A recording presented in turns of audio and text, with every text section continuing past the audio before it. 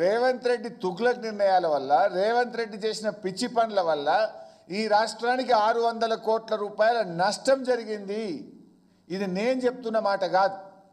2022లో రాష్ట్ర ప్రభుత్వం మొట్టమొదటిసారిగా ఫార్ములా ఈ కార్ రేసింగ్ను హైదరాబాద్లో జరిపితే ప్రపంచ ప్రఖ్యాతిగాంచిన నెల్సన్ అనే సంస్థ, ఇది ఇప్పుడు ఇచ్చినది కాదు, అప్పుడే 2022లో ఈ కార్ రేసింగ్ జరిగిన తర్వాత ఎంత లాభం ఈ రాష్ట్రానికి జరిగిందని ఈ నెల్సన్ అనే సంస్థ ఇచ్చినటువంటి రిపోర్టు మీ ముందు ఉంచుతున్నాను.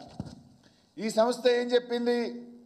The race had a total impact in the range of 75.8 millions to 83.7 millions on the local Hyderabad economy. అంటే దాదాపు 600-700 కోట్ల రూపాయలు హైదరాబాద్